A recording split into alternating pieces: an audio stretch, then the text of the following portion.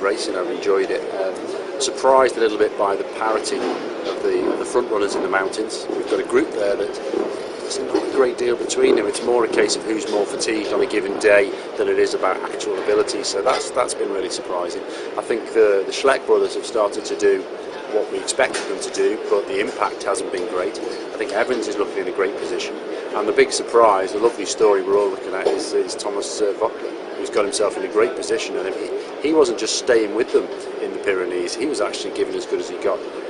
His challenge now is people are going to push him to chase and expect him to chase and start looking at him rather than following themselves, so he's going to be treated like a proper contender. So it's amazing, isn't it? I mean, you look at, people assume that he'd have the yellow jersey, lose it on Nazora Den, if not the next day on Plateau de Belle, or 2 days later on Plateau de Belle, but he's still there. Can he hang on?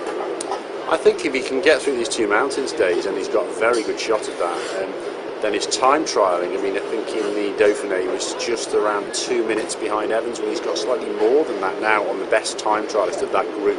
So he's in a really good place, and that time trial is a good comparison, because it was on the same course. So I'd give him about a 30% chance of a win, yeah.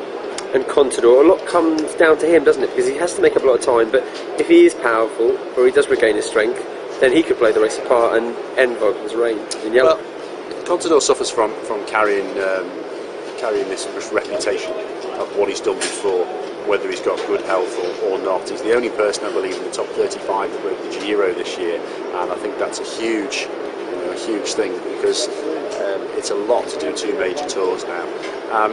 Everybody's going to keep looking at him, but he's only really got 2 stages, because he needs summit finishes, not just mountain races. He's only really got 2 days, I think, that he can do something with.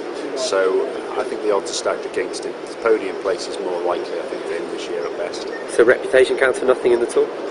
I think reputation is there for a reason. The guy is a fighter, and he had a horrendous first week, and he's still here, and he's still in the last group on the mountains, but I think the legs are what it's all about. At the moment he's in the group, not leading it, but with a deficit that the others haven't got. You mentioned Evans. Is he now in the driving seat? I think Evans is quietly in the best position of the whole group. He's the strongest time trialist. He's not quite the strongest climber. You can see he's letting those jumps go and then clawing his way back up to it, but he is doing that. It's hard to say when he's going to crack. I think he'll lose a few seconds, but his time trialling ability still puts him down as favourite right now. And tactically, it plays a huge part. Who's been the smartest, and who's made perhaps the biggest mistake so far? The smartest, I think, thus far has been Evans. He's been up there on all of the early weeks. He's stayed out of trouble probably better than anybody else. Biggest mistake, probably Tommy Vockler, actually, just through sheer lack of experience of being in this position, by showing how strong he was yesterday, by chasing back rather than just following, and people are now going to take him seriously because of what we saw yesterday.